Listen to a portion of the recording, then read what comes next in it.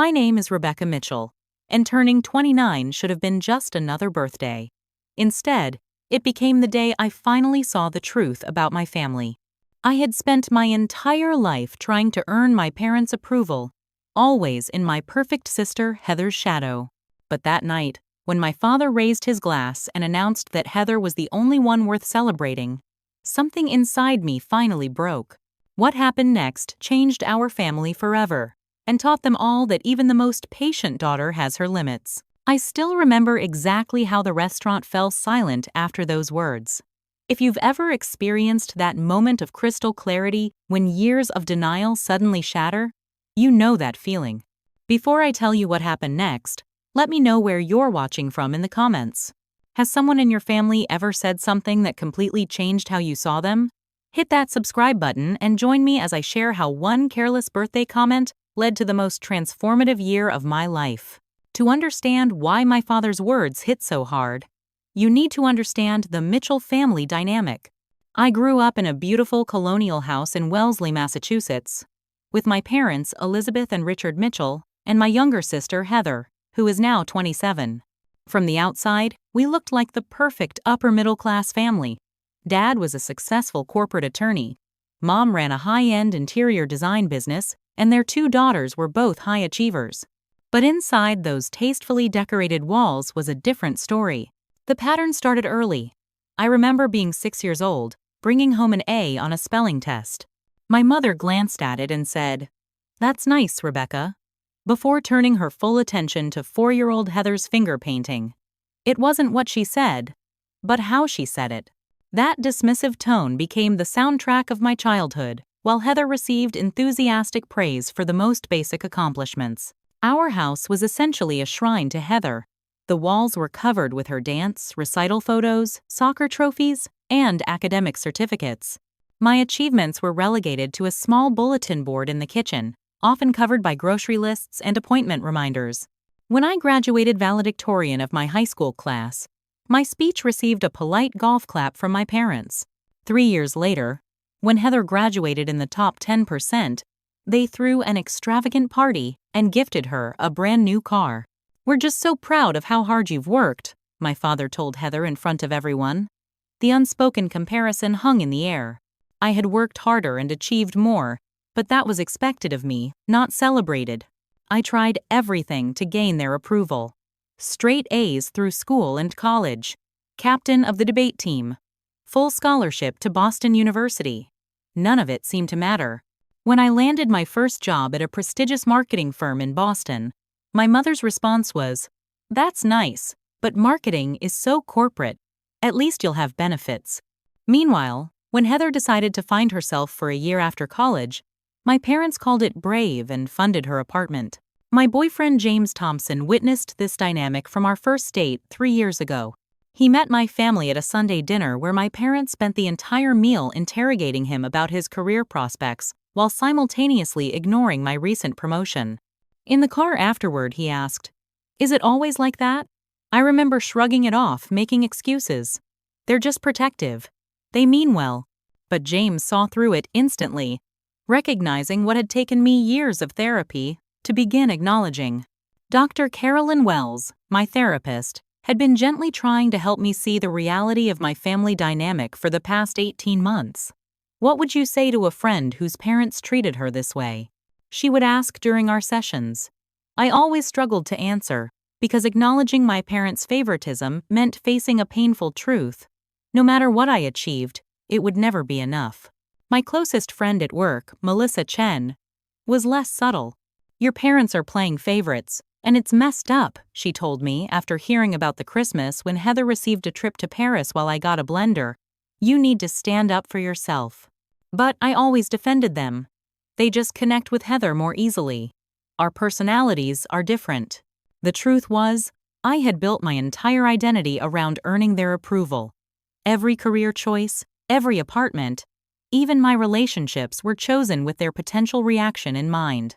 And despite the mounting evidence, I still held on to the childish hope that someday I would do something impressive enough to make them see me. Which brings me to my 29th birthday. In the days leading up to it, I found myself feeling oddly optimistic. I had just successfully completed a major marketing campaign that had brought in 3 new high-profile clients. My relationship with James was solid, with casual talks about our future together. I thought, maybe, just maybe, this birthday would be different. I chose the restaurant carefully. An upscale Italian place in the North End that my mother had mentioned wanting to try. I made reservations a month in advance, requesting a corner table with a view of the harbor. James offered to plan something just for the two of us, sensing my building expectations, but I insisted on the family dinner. This year feels different, I told him. I think they're finally seeing me as an adult. He squeezed my hand but said nothing, his silence more telling than words. On the day of my birthday, I woke up to a text from my mother. Dinner at 7. Heather got promoted to senior account manager. We'll celebrate tonight. Not happy birthday, Rebecca. Not looking forward to celebrating your special day. Just news about Heather with my birthday dinner as a footnote. I showed James the text while we had coffee in my apartment. His jaw tightened, but he tried to remain positive for my sake. Maybe they're saving the birthday wishes for in person, he suggested, though we both knew better. And if the dinner goes sideways, I've got Plan B ready. Plan B was our code for escaping to our favorite jazz bar where the bartender, Marcus, made the best old-fashioned in Boston. I spent more time than usual getting ready that evening. I wore a navy blue dress I had splurged on, did my makeup carefully, and even got a blowout at the salon near my office during lunch. Looking in the mirror, I gave myself a pep talk. You're successful, happy, and loved. Whatever happens tonight doesn't define you. Words from Dr. Wells that I was trying to internalize. The drive to the restaurant was quiet, with James occasionally squeezing my hand in support. I could tell he was preparing himself to witness another round of the Mitchell family dynamics while trying to be my anchor. They're probably already talking about Heather's promotion, I said as we parked. Want to place bets on how many minutes before my mother mentions it? James smiled sadly. You know we could still bail. Text them that you're sick and we'll go get burgers and beer instead. For a moment, I was tempted. But some stubborn part of me still needed to try. No, I'm 29 years old. I can handle a birthday dinner with my family. We walked into Bella Note at exactly 7 p.m. to find my parents and Heather already seated at my carefully selected table. They hadn't waited for me. On my birthday, at the restaurant I had chosen and reserved. My mother air-kissed my cheek. Rebecca, we were just talking about Heather's big news. Did you hear she's now managing a team of 5? No happy birthday. No acknowledgement that this dinner was supposed to be celebrating me. My father stood to shake James's hand while barely glancing at me. James, good to see you. We've ordered a bottle of Prosecco to celebrate Heather's promotion. Hope that works for everyone. Heather at least had the grace to look uncomfortable. Hey Becca, happy birthday, she said, giving me a quick hug. I like your dress. She handed me a small, neatly wrapped package. Nothing fancy, but I thought you might like it. We sat down, and I noticed the table had been decorated with a small flower arrangement. For a second, I felt a flicker of appreciation that my parents had thought to add this touch for my birthday. Then my mother said, Heather, the flowers we sent to your office for your promotion looked just like these, didn't they? I took a deep breath and unfolded my napkin. James's hand found mine under the table and squeezed. The waiter arrived with the Prosecco, and my father immediately launched into a detailed account of how Heather had earned her promotion through exceptional client management, despite the fact that she'd only been at her company for 18 months compared to my 7 years of steady advancement. When the waiter asked if we were celebrating anything special, my mother quickly responded, Yes, my younger daughter just got a wonderful promotion. I watched the waiter's eyes dart to the small gift in front of me, clearly confused. And it's my birthday, I added quietly. Oh, that too, my mother said with a dismissive wave. We ordered our food, and throughout the appetizers, the conversation revolved entirely around Heather. My parents peppered her with questions about her new role, her team, whether this would put her on track for a director position. Meanwhile, no one asked about the major project I had just successfully completed, despite the fact that I had mentioned it in our family group text the previous week. At one point, Heather actually tried to redirect the conversation to me. Becca, didn't you just finish that big campaign you were worried about? How did that go? Before I could answer, my father cut in. Speaking of campaigns, Heather, tell James about that marketing strategy you developed that caught your boss's attention. I saw Heather's eyes flick to me apologetically before she launched into her story. James's grip on my hand tightened under the table. By the time our entrees arrived, I had barely spoken except to thank the waiter. I pushed my pasta around my plate, appetite gone, wondering why I had put myself through this again. Nearby tables were filled with people laughing and enjoying themselves. At one, a family was singing happy birthday to a teenage girl who beamed as she blew out a candle on her dessert. The contrast made my chest ache. As we finished our main courses, my father signaled for the waiter. "We'd like another bottle of the Prosecco for a toast," he said. "It's a special occasion." I straightened slightly. Maybe now, finally, they would acknowledge my birthday. Perhaps they had been saving it for the toast. A small, hopeful part of me that apparently hadn't learned its lesson perked up. The fresh glasses of bubbling Prosecco were distributed, and my father stood, raising his glass. Everyone at the table fell silent. Even nearby diners quieted, aware that a toast was happening. This was it. "I'd like to make a toast," my father began, his voice carrying through our section of the restaurant. "While we're gathered for Rebecca turning 29, let's be honest, Heather is really the only one worth celebrating in this family." Time seemed to stop as my father's words hung in the air. The restaurant noise faded to a dull hum in my ears. I felt James go rigid beside me, his hand crushing mine under the table. Across from me, Heather's face drained of color, her eyes wide with shock. "Richard!" my mother hissed, glancing around at the nearby tables where diners were now openly staring. She gave an uncomfortable laugh. "He doesn't mean that the way it sounds." But the way it sounded was exactly how he meant it. The truth was written across his face. In the dismissive glance he cast my way before continuing. "Heather has always made us proud," he plowed on, oblivious to the tension. "And this promotion is just further proof that she's exceptional." To Heather, my mother raised her glass automatically. Heather hesitated, her eyes darting to me with a mixture of embarrassment and pity before she reluctantly lifted her glass a few inches. James didn't move. In that moment, as I stared at my father's expectant face, something crystallized inside me. It wasn't just this comment. It was 29 years of similar moments flashing before my eyes, like a macabre slideshow. My 8th birthday, when my parents forgot to pick me up from my own party. My high school graduation, when they left early to take Heather shopping. The time I won a national marketing award and my mother asked if that meant I'd finally get a raise like Heather's. The pattern was so clear now, so undeniable, that I wondered how I had missed it for so long. Or rather, how I had seen it but continually made excuses for it. Dr. Wells's voice echoed in my head. "At some point, Rebecca, you have to acknowledge the reality of your situation before you can begin to heal from it." I became aware that everyone was waiting for me to respond to the toast.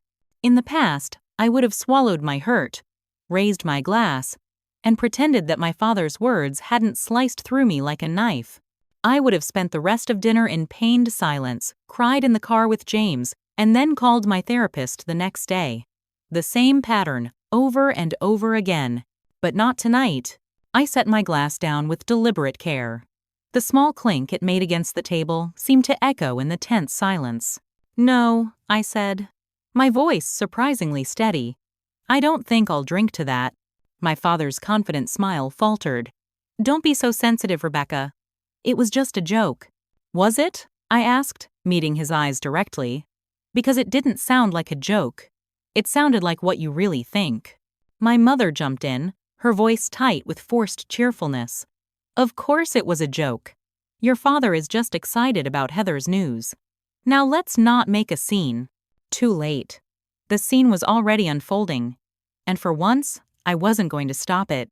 "I've been making excuses for how you treat me my entire life," I said, looking between my parents. "I've told myself you didn't mean it, that I was being too sensitive, that maybe if I just achieved a little more, you'd finally see me." James's thumb rubbed small circles on the back of my hand, a silent show of support. "Rebecca, this is hardly the time or place," my father said. his voice dropping to an angry whisper as he became aware of the attention from nearby tables. When would be a good time, Dad? During Heather's next promotion party? Or maybe at her wedding someday? Because my birthdays, graduations, and career milestones clearly aren't important enough to acknowledge, let alone celebrate. My mother's face had gone white. You're overreacting. We've always supported both our daughters equally. The absurdity of that statement nearly made me laugh. Instead, I reached for my phone and opened my notes app. April 15th, last year, I read. Mom called to ask about borrowing my food processor for a dinner party. When I mentioned my marketing award, she said, "That's nice," and immediately asked about Heather's new apartment hunt. I scrolled down. December 25th, Christmas morning. Heather received a weekend spa getaway. I received a vacuum cleaner and the comment, "Since you're so particular about your apartment." My father's face had turned an alarming shade of red. "You've been keeping notes on us?" "Since I was 12, I confirmed. At first, it was because I thought if I could figure out what I was doing wrong, I could fix it and make you love me the same way you loved Heather. Then it became a way to remind myself I wasn't crazy when you'd deny saying hurtful things. I put my phone down. But tonight made one thing absolutely clear. The problem was never me. Heather finally spoke, her voice small. "Becca, I never wanted this. I've always felt guilty about how they treat you." I turned to her, softening slightly. "I know. This isn't about you, Heather. You didn't create this situation." I looked back at my parents. They did. My father pushed back from the table. "I will not sit here and be lectured by my own daughter in public. You've always had a flair for drama, Rebecca. That's rich, coming from the man who just announced to an entire restaurant that only one of his daughters is worth celebrating." James interjected, breaking his silence. "With all due respect, sir, Rebecca has put up with this treatment for far too long." My mother turned to James, her expression hardening. "This is a family matter. You don't understand our dynamics." "I understand enough," James replied calmly. "I've watched Rebecca bend over backward trying to earn your approval for 3 years. I've seen her cry after every family gathering because nothing she does is ever good enough. And I've seen you consistently prioritize Heather while treating Rebecca like an afterthought." The waiter approached, clearly sensing the tension. "Is everything all right with your meals?" "Everything's fine with the meal," I said. "But I think we're ready for the check." My father scoffed. Running away instead of discussing this rationally. Typical. Something in me snapped at that. I'd been nothing but rational my entire life, swallowing my feelings to keep the peace. Rational? You want rational? Let's discuss how rational it is to consistently favor one child over another. Let's talk about the psychological impact of being told, on my birthday no less, that I'm not worth celebrating. Because I've spent years in therapy dealing with the effects of your rational parenting, several diners were openly watching now. A woman at a nearby table caught my eye and gave me a small nod of encouragement. "I'm done," I said, standing up. "Done trying to earn your approval. Done making excuses for your behavior. Done pretending we're a normal, happy family when the truth is that you've never been able to see me."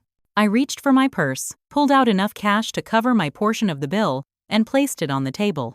"Thank you for making it crystal clear where I stand. It's actually the best gift you could have given me because now I can stop waiting for something that's never going to happen." James stood beside me, his presence steady and reassuring. "Rebecca Catherine Mitchell." "Sit down," my father commanded, as if I were still a child. "We are going to resolve this here and now." I smiled, feeling strangely calm. "No, we're not. For once in my life, I'm going to celebrate my birthday the way I want to, without your disappointment hanging over me." I turned to Heather. "Congratulations on your promotion. It wasn't fair of them to hijack my birthday for it, but that's not your fault." I hesitated, then added, "Call me tomorrow if you want." And with that, I walked out of Bella Knott, leaving behind 29 years of trying to be the daughter they wanted instead of the woman I was. James followed close behind, his hand finding mine as we stepped into the cool evening air. In the stunned silence of our exit, I could have sworn I heard someone in the restaurant begin to applaud. James and I made it halfway to the car before I heard footsteps hurrying behind us. I turned, half expecting to see Heather, but it was my mother rushing across the parking lot, my father and sister trailing several yards behind. "Rebecca, you cannot just walk out like that. We need to talk about this like adults." I took a deep breath, feeling the night air fill my lungs. For once, I didn't feel the automatic guilt and need to appease that usually overcame me during family conflicts. Instead, I felt surprisingly clear-headed. "I just spent 29 years trying to talk to you like an adult, Mom. You weren't interested." She flinched as if I'd slapped her. "That's completely unfair. We've given you every advantage." "Every advantage except your love and approval," I countered.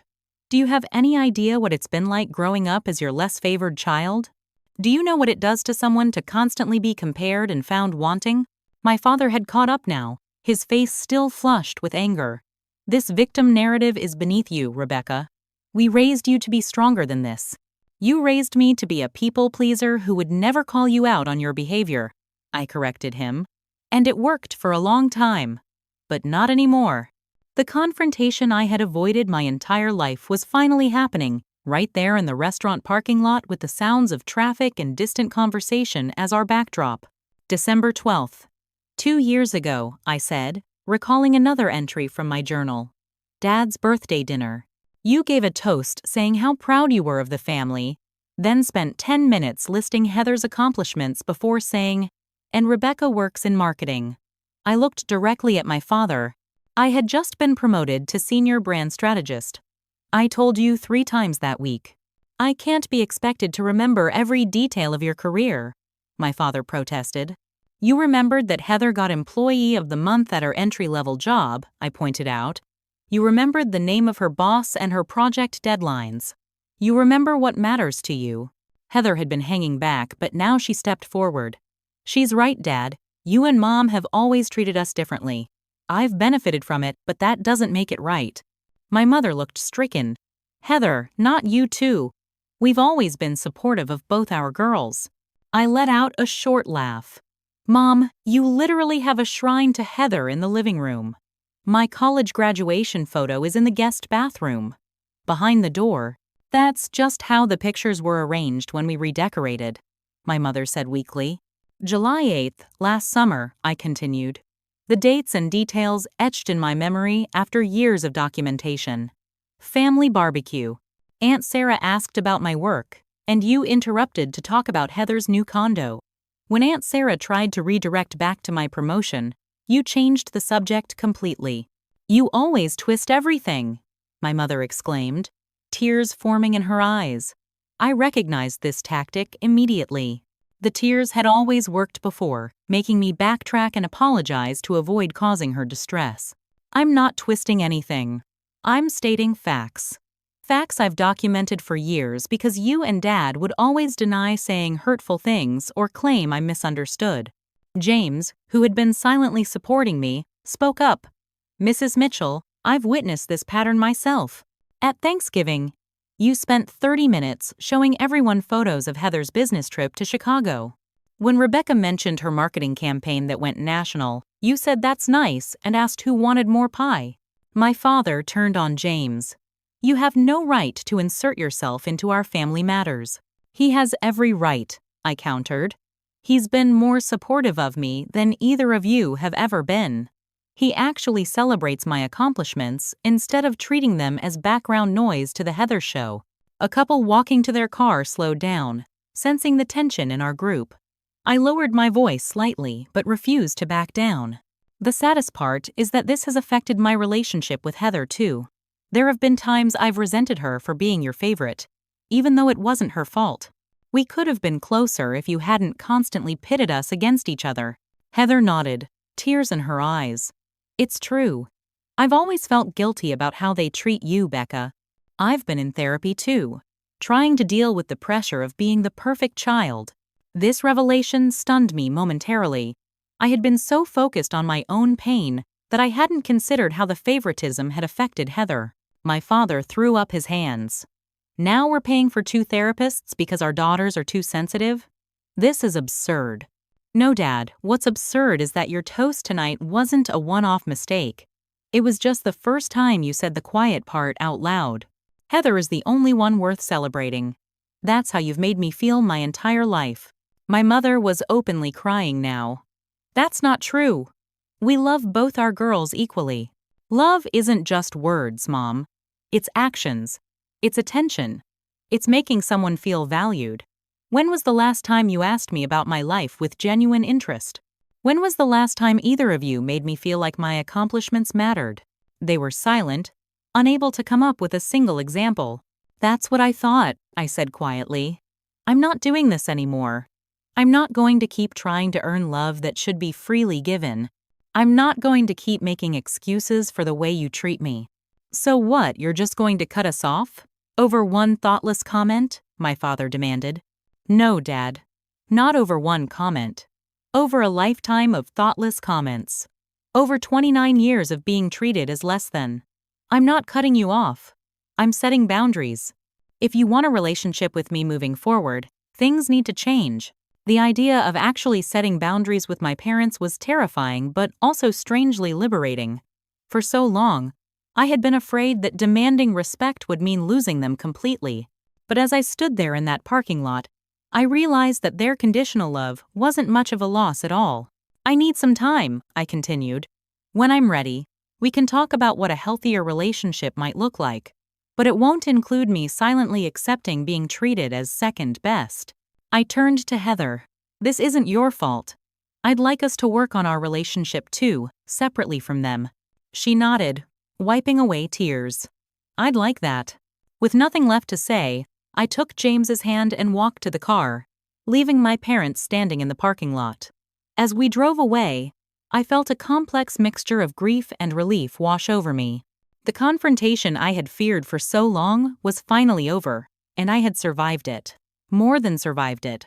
I had stood up for myself. I guess sometimes you have to hit rock bottom to find the strength to climb back up. And sometimes, the moments that break your heart are the ones that finally set you free.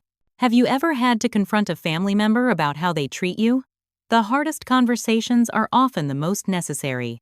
If this story has resonated with you so far, please hit that like button and keep watching to see what happened after I finally stood up to my parents. The drive home from the restaurant was quiet. James kept one hand on the wheel and the other holding mine, occasionally giving it a reassuring squeeze. Streetlights flashed across our faces as we made our way through Boston's evening traffic, the city oblivious to the seismic shift that had just occurred in my life. Are you okay? James finally asked as we pulled onto my street. I considered the question carefully. I don't know, I answered honestly. I feel like I've been holding my breath for 29 years and I've finally exhaled. It hurts, but I can breathe. Inside my apartment, the reality of what had just happened hit me in waves. I kicked off my heels and collapsed onto the couch, suddenly exhausted. James brought me a glass of water and sat beside me, his steady presence a comfort in the emotional storm. I can't believe I actually did that, I whispered. I actually stood up to them. I'm proud of you, James said, brushing a strand of hair from my face. It was long overdue. The first text came from Heather just 10 minutes after we got home. I'm so sorry about tonight. They're both in shock. Dad keeps saying you'll call tomorrow to apologize. I tried to tell him that's not happening. Can we talk tomorrow? Just us? I showed the message to James. What do you think? I think Heather might be waking up too, he said.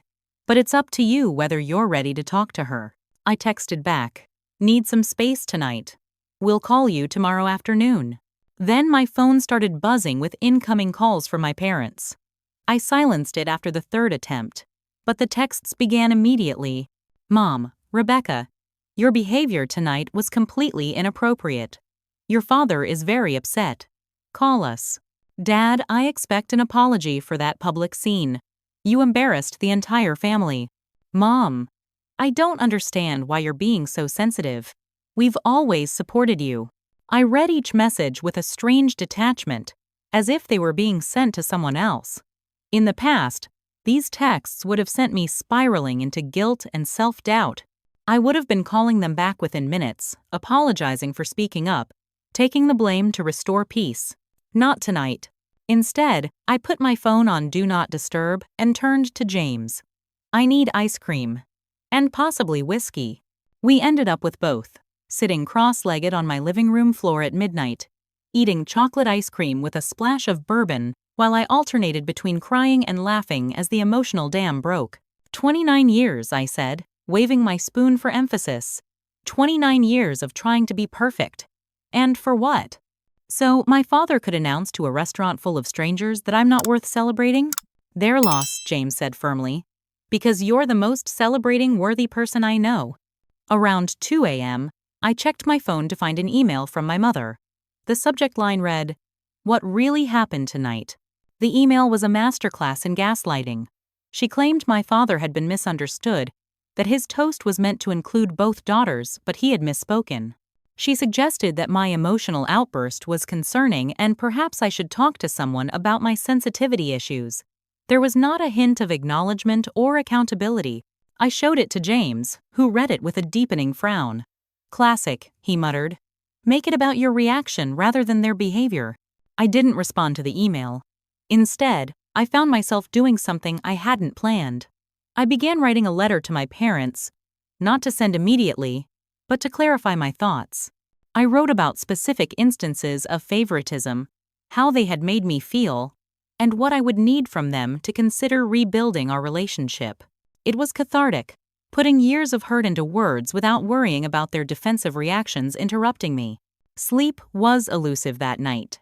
I tossed and turned, replaying the confrontation in my mind, worrying about the consequences, yet feeling a strange lightness too.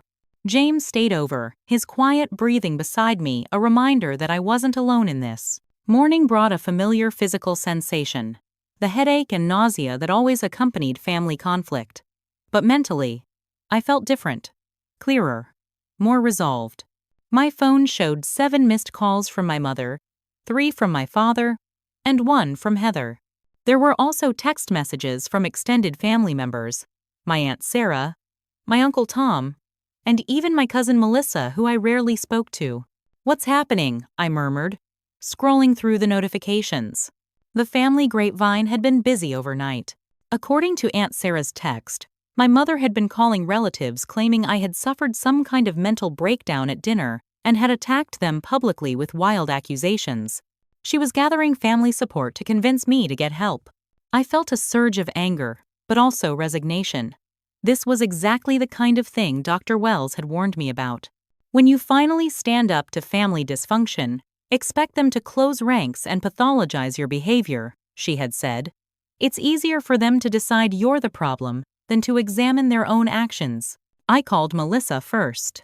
She had always been the family truth teller, unafraid to name the dynamics others pretended not to see. "Is it true?" she asked as soon as she answered. "Did Uncle Richard really say you weren't worth celebrating? Because if he did, good for you for standing up to them." I felt a rush of gratitude for her immediate support. He did. Word for word. "I believe you," she said simply. "Mom always said Aunt Elizabeth played favorites with you girls. But this is next level. What can I do?" That question nearly brought me to tears. What can I do? No one in my family had ever asked me that before. I decided to take a week off work to process everything. My boss, Marcus, was understanding, especially when I explained the situation in broad strokes. "Family stuff," I said. "I need some time to sort it out." "Take what you need," he replied. "The Johnson campaign is wrapping up beautifully thanks to you. We can handle things until you're back." With work handled, I called Dr. Wells for an emergency session. I needed professional guidance to navigate this new territory of standing up for myself. "What you're experiencing is very common when someone finally breaks a dysfunctional family pattern," she assured me during our session. "The backlash can be intense because you're threatening the status quo they're comfortable with." "I feel guilty," I admitted. "Like I've ruined everything." "You didn't ruin anything," Dr. Wells said firmly. "You simply stopped pretending that everything was fine when it wasn't. That's not destruction, Rebecca. That's truth. And sometimes truth is the only foundation on which healing can occur." We worked together to create a self-care plan for the coming weeks. Boundaries around communication with my parents. Permission to feel the complex emotions that were surfacing. strategies for handling flying monkeys within the extended family. By the end of that first day after the confrontation, I felt raw but strangely empowered. For the first time in my life, I wasn't desperately trying to win back my parents' approval. I wasn't strategizing how to make them love me more. I was simply allowing myself to exist in the truth of what our relationship had always been. That night, I blocked my parents' numbers temporarily. Not forever, just for a week to give myself space to think without their voices in my head. The small act of setting that boundary felt revolutionary. James came over with takeout from my favorite Thai place. We ate on the balcony, watching the city lights come on as dusk settled over Boston. "I've never seen you like this," he commented. "You seem different." I considered this. I feel different. Like I've put down something heavy that I've been carrying for years. "What happens now?" he asked. I took a sip of my wine and looked out at the skyline. "I don't know exactly. But for the first time, I get to decide." After the initial shock and emotional turmoil, I knew I needed a plan. This wasn't just about one terrible birthday dinner. This was about reshaping my entire relationship with my family moving forward. By day 3 of my week off, I was ready to be strategic rather than purely reactive. First, I met with Dr. Wells again to discuss healthy boundaries versus complete estrangement. "You don't have to make permanent decisions right now," she advised. "Think of this as an evolutionary process. What do you need in this moment to feel safe and respected?" We created a tiered approach. Phase 1 would involve very limited contact with my parents while I processed my feelings. Phase 2 would include carefully structured interactions with clear boundaries. Phase 3, if we ever got there, might involve rebuilding a different kind of relationship based on mutual respect rather than my constant striving for approval. I spent hours researching family dynamics and adult children of emotionally neglectful parents. I found online support groups and memoirs that mirrored my experiences. Each resource confirmed what Dr. Wells had been gently suggesting for months. My parents' behavior wasn't normal or healthy, and my response to it wasn't oversensitive or unreasonable. The family situation was escalating rapidly. My mother had moved from calling relatives to posting vague, concerning updates on Facebook, praying for our daughter during this difficult time. Mental health is so important. The implication that I was having some kind of breakdown, rather than a long overdue moment of clarity, was both infuriating and predictable. I needed to get ahead of their narrative before it solidified in the family consciousness. I carefully drafted an email to key family members: Aunt Sarah, Uncle Tom, my grandparents, and a few cousins I was close to. I kept it factual rather than emotional. "You may have heard concerning things about my recent birthday dinner," I wrote. "I want to clarify what actually happened." After years of feeling less valued than my sister, my father publicly stated that Heather was the only one worth celebrating during a toast at my birthday dinner. This was not a misunderstanding or a slip of the tongue, but rather the culmination of a pattern I've experienced my entire life. I included a few concrete examples of the favoritism and explained that I was taking some space to process things but was not experiencing a mental health crisis, as my mother had suggested. I ended by thanking them for their concern and asking for their understanding as I navigated this difficult family situation. The responses were illuminating. Aunt Sarah, my mother's sister, called me immediately after receiving the email.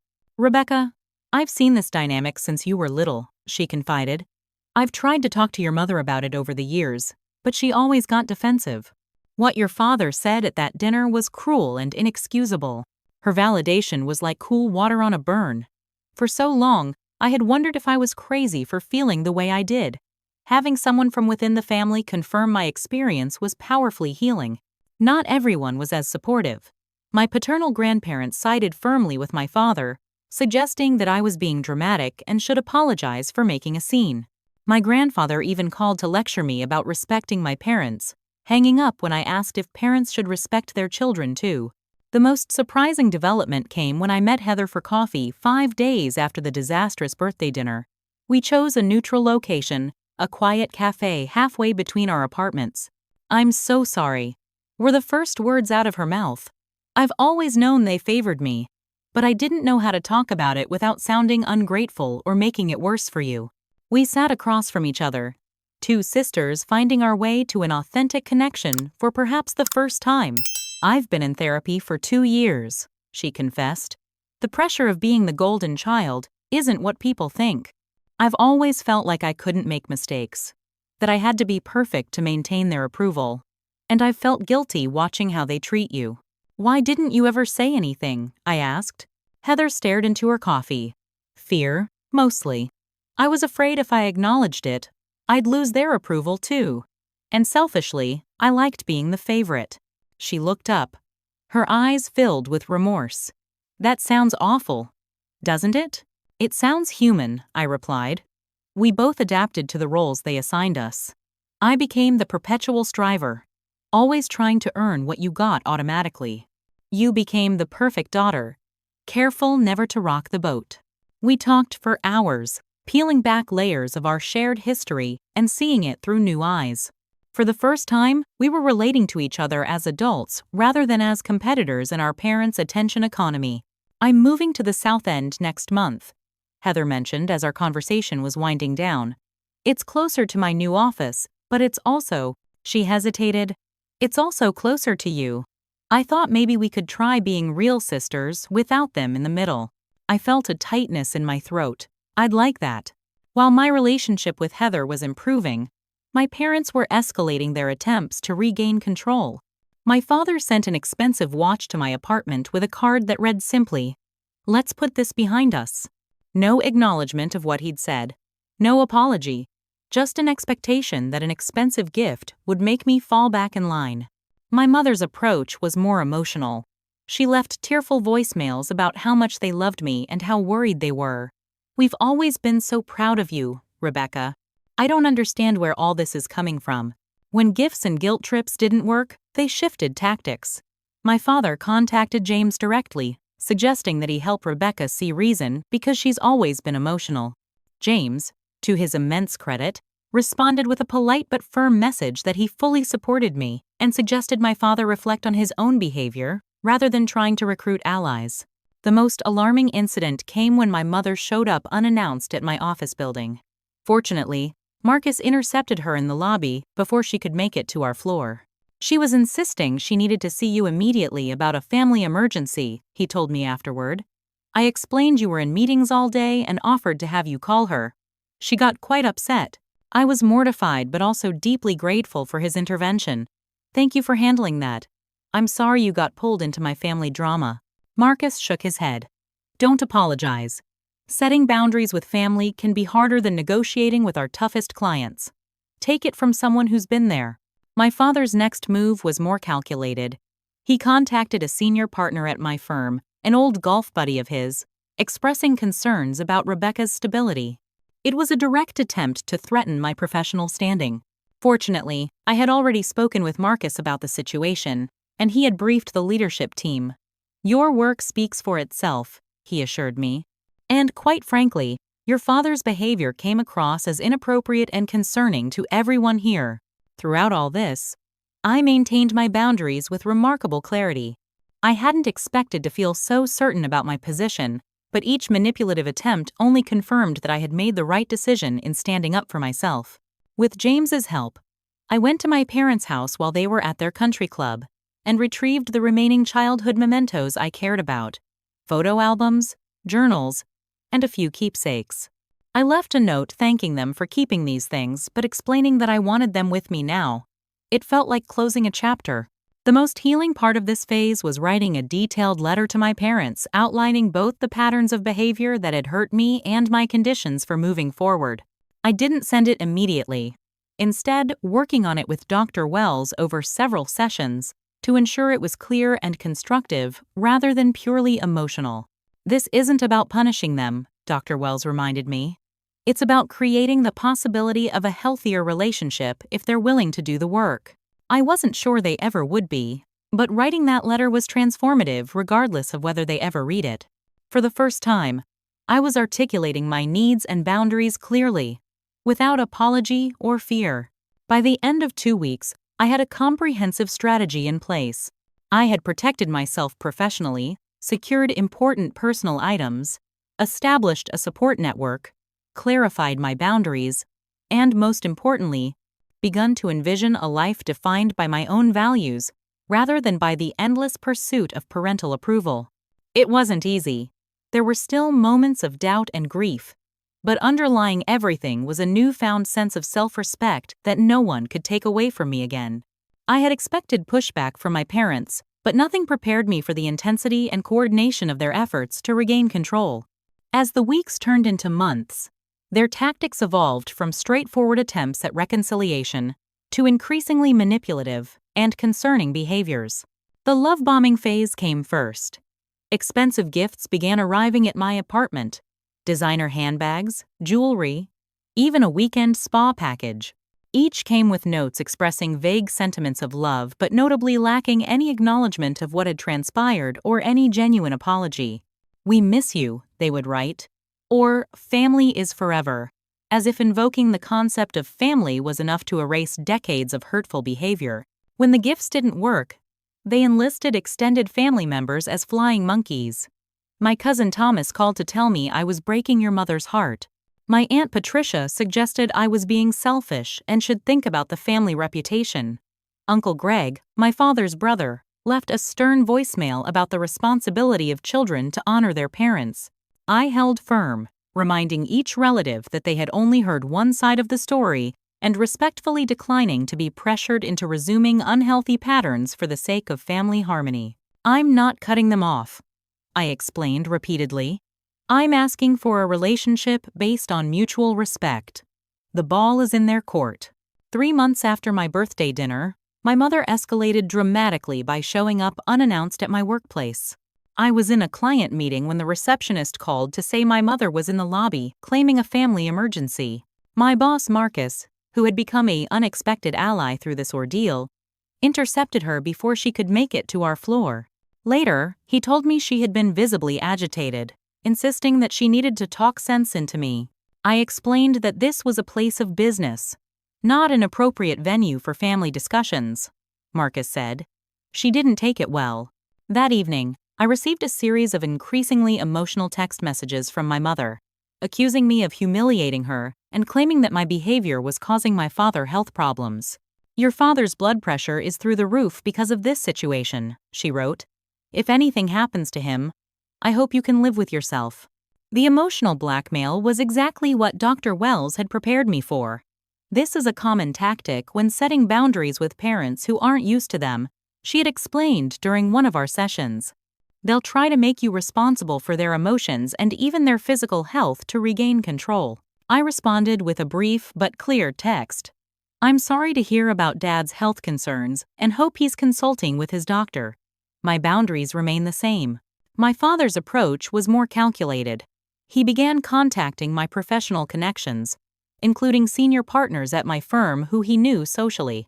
Under the guise of concern, he suggested that I might be going through something and implied that my work might be suffering as a result.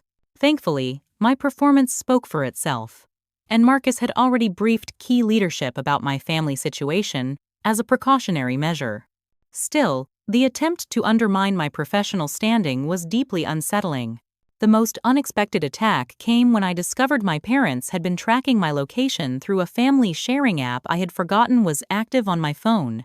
I only realized it when my mother texted me about a weekend trip James and I had taken to Cape Cod, asking pointedly why we had stayed overnight at that quaint B&B in Provincetown.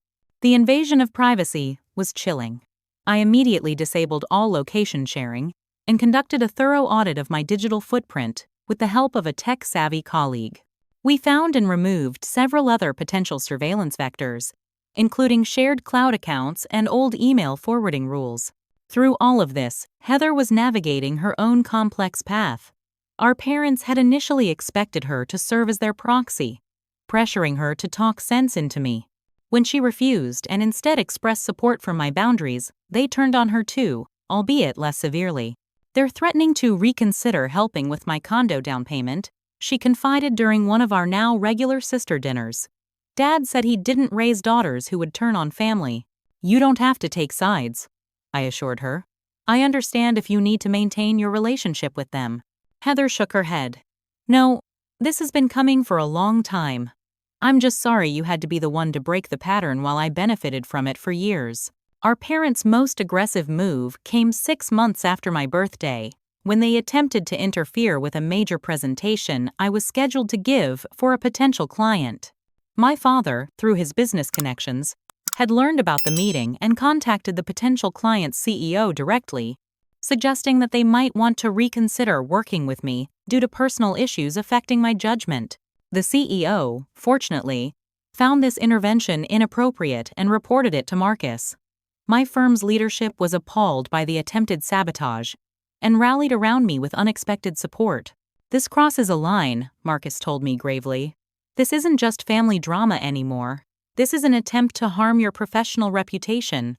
The incident led to a difficult but necessary decision.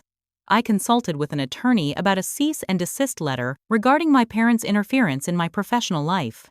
The attorney, a family law specialist named Sarah Cohen, listened to my story with practiced compassion. Unfortunately, what you're describing is not uncommon when adult children establish boundaries with controlling parents, she explained. A formal legal communication can sometimes be the wake-up call they need to respect your boundaries. I agonized over the decision. Sending a legal letter to my own parents felt extreme, yet their behavior had become increasingly concerning. After discussing it thoroughly with Dr. Wells, James, and Heather, I decided to proceed.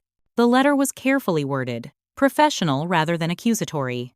It formally requested that my parents cease contacting my place of employment, my colleagues, and my professional contacts.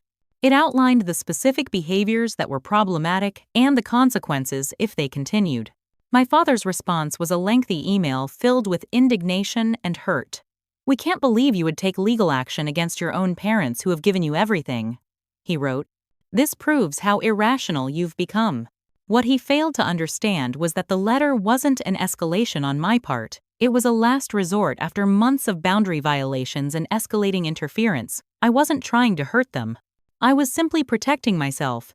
The most painful aspect of this phase was watching my mother's social media campaign portraying herself as the victim of an ungrateful daughter. Vague posts about praying for reconciliation and standing by your children even when they hurt you garnered sympathy from friends and acquaintances who didn't know the full story. I refused to engage in the public narrative battle. As Dr. Wells reminded me, those who matter will see the truth eventually. Those who don't see it don't matter to your healing. Throughout all these counterattacks, I maintained my boundaries with surprising resilience. Each manipulative attempt only confirmed that I had made the right decision in standing up for myself. The clarity I had found on my birthday night remained, sometimes wavering but never breaking. The emotional toll was significant. There were nights I cried myself to sleep, mourning the parents I wished I had rather than the ones I actually got. There were moments of doubt when I wondered if the peace of denial might have been easier than this painful awakening. But underneath it all was a growing sense of self-worth that no one could take from me again. Heather proved to be an unexpected source of strength during this time. Having moved to an apartment just a few blocks from mine, we began building a genuine sisterly relationship without our parents' toxic dynamic between us. "I always thought you resented me," she admitted one evening as we cooked dinner together in my kitchen. "I did sometimes," I acknowledged honestly, "but I see now that you were as trapped in their dynamic as I was, just in a different way." By the 6-month mark, the intensity of my parents' campaign had begun to wane. Whether due to the legal letter, the realization that I wasn't backing down, or simple exhaustion, their attempts at contact became less frequent and less intrusive. In their place grew something unexpected, a life defined by my own choices rather than by the desperate pursuit of approval I'd never receive.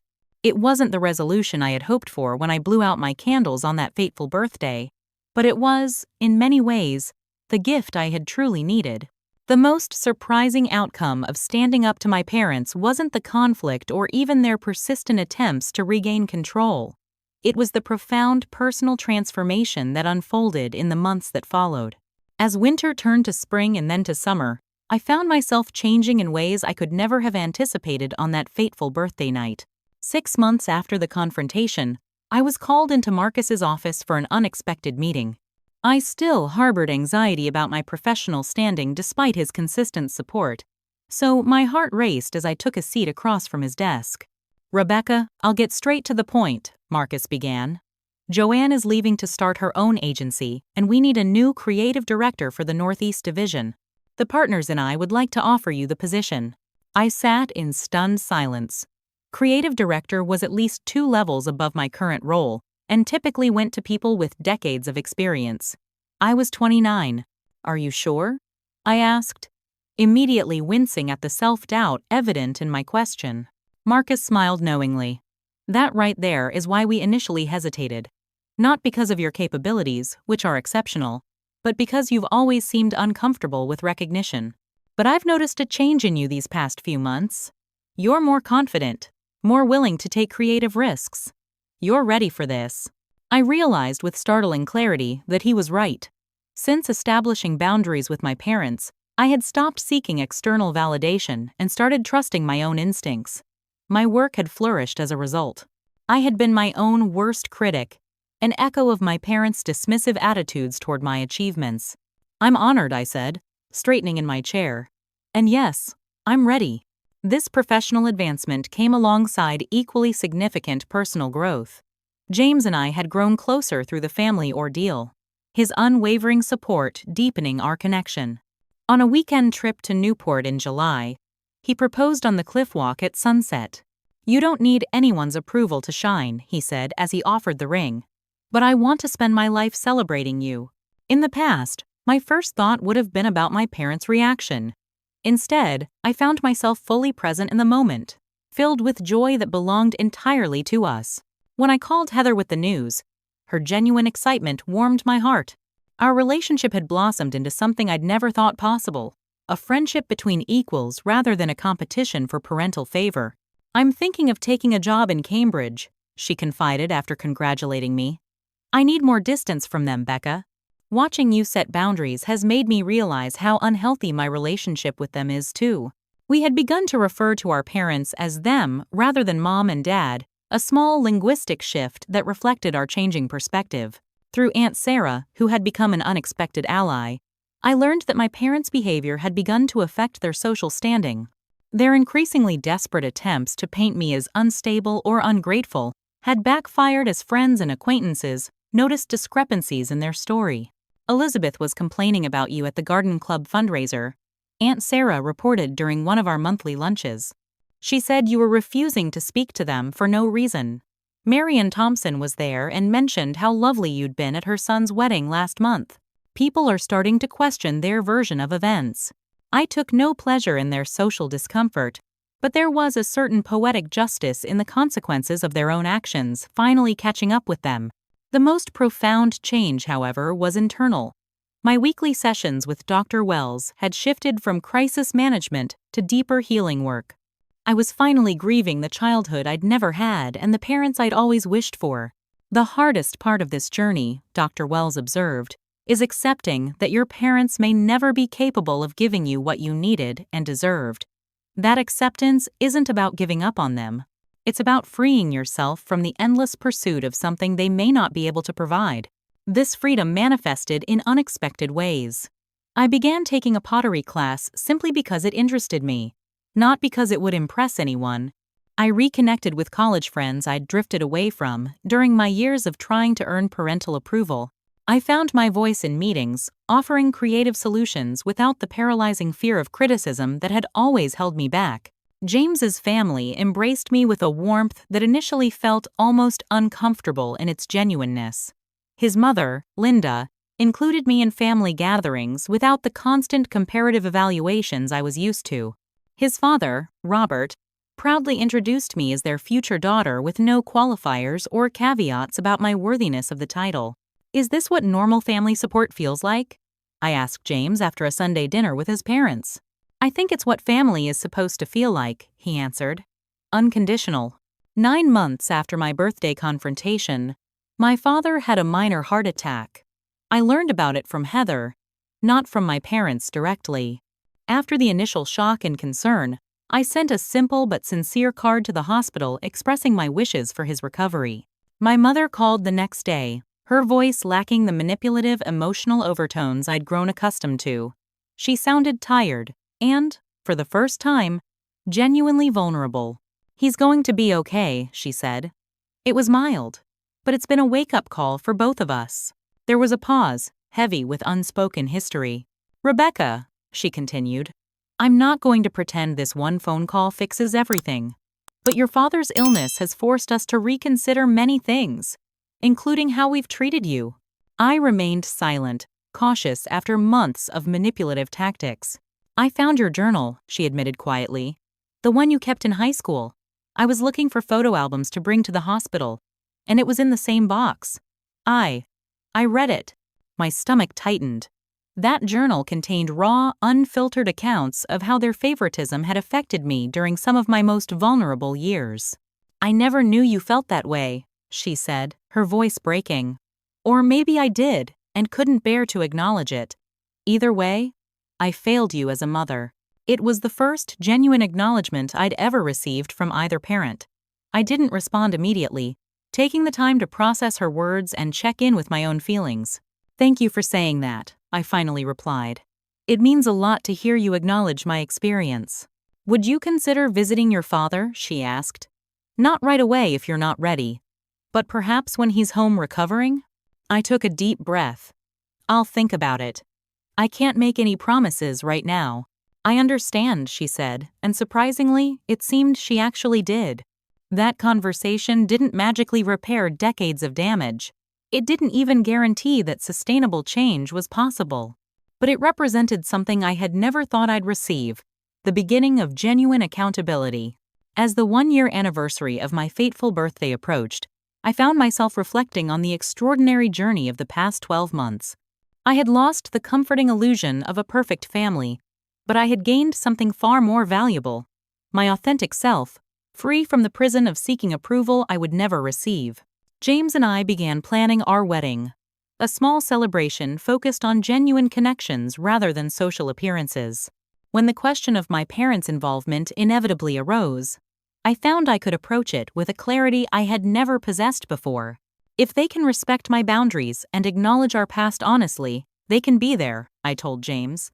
"But I'm no longer willing to pretend everything is fine when it isn't." The most profound transformation was perhaps the quietest. I had stopped measuring my worth through my parents' eyes. The liberation in that simple shift was immeasurable, affecting every aspect of my life, from my career to my relationships, to the simple joy of choosing a paint color for our new apartment, without wondering if my mother would approve.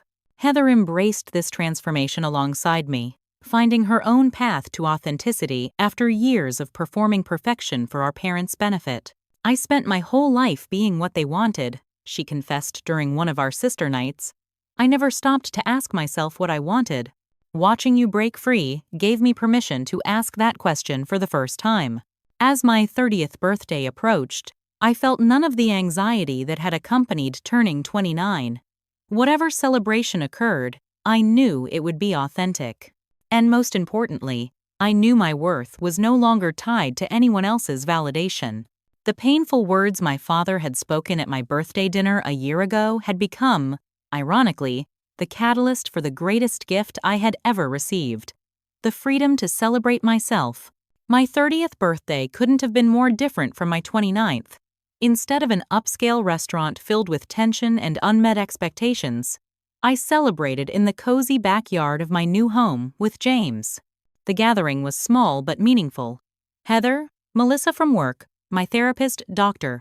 Wells, now more friend than doctor, Aunt Sarah, and a handful of friends who had stood by me through the tumultuous year. Fairy lights twinkled overhead as we shared a meal at a long wooden table. There were no elaborate toasts or carefully orchestrated moments. Just genuine laughter, comfortable conversation, and a chocolate cake with a single candle that James insisted I make a wish on. "What did you wish for?" Heather asked after I blew it out. I smiled, looking around at the gathered faces. "Nothing. I already have everything I need." It was true. The past year had taught me that what I had been seeking from my parents was already within me. The approval, the validation, the sense of worthiness I had chased for 29 years was something I could give myself. My parents were not present at my birthday gathering. Our relationship had undergone significant changes, but remained cautiously distant. After my father's health scare, there had been tentative steps toward reconciliation. They had begun couples therapy, something I never thought I'd see. My mother had reached out several times with increasingly genuine reflection about their parenting. "I've been reading about favoritism in families," she had said during a brief coffee meeting a month before my birthday. "I never thought we were doing it, but looking back, I can see the pattern so clearly. I don't know if you can ever forgive us, but I want you to know that I recognize what we did. It was a start, not a solution, but an acknowledgement that had been decades in coming." My father found change more difficult. His pride in lifelong patterns were deeply entrenched. But even he had taken small steps, sending a letter that, while not a full apology, at least acknowledged that his words at my birthday dinner had been thoughtless and hurtful. Dr. Wells had helped me craft a measured response to their overtures. "Complete reconciliation may or may not be possible," she had advised, "but you can acknowledge their efforts while maintaining your boundaries." And so we had reached a fragile détente. They respected my space. I acknowledged their attempts at change. Whether this would evolve into something healthier remained to be seen, but I no longer pinned my happiness on that outcome. The greatest triumph of the year had been my relationship with Heather. Free from our parents' toxic dynamic, we had discovered a genuine, sisterly bond that neither of us had thought possible. "I always felt guilty for being the favorite," she confessed one evening. "Like I was somehow complicit in how they treated you." "You were a child too," I reminded her. "We were both just trying to survive the roles they assigned us."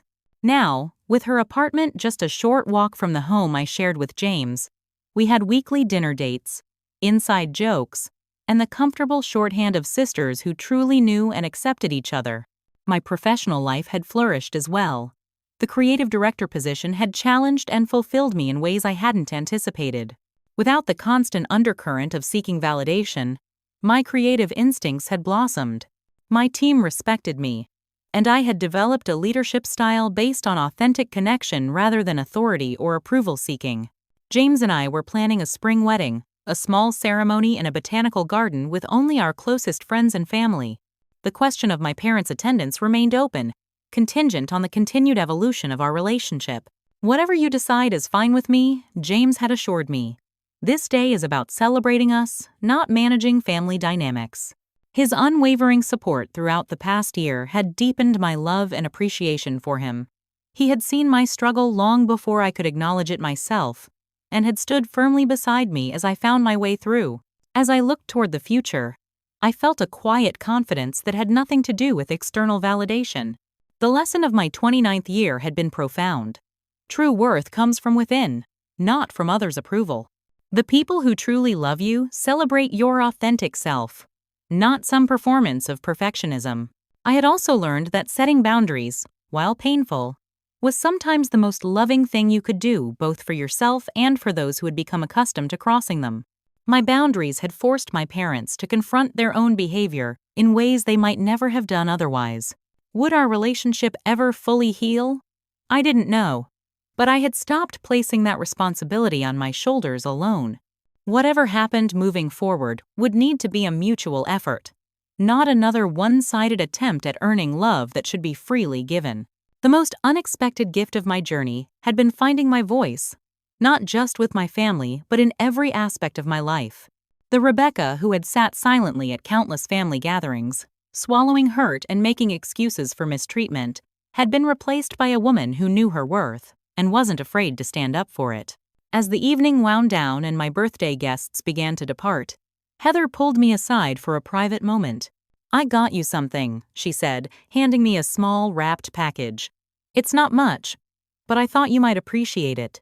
Inside was a simple silver bracelet engraved with the words "worth celebrating." Tears sprang to my eyes as I hugged her. "Thank you," I whispered. "Just telling the truth," she replied. Later that night, after everyone had gone and James was cleaning up inside, I sat alone in the quiet garden.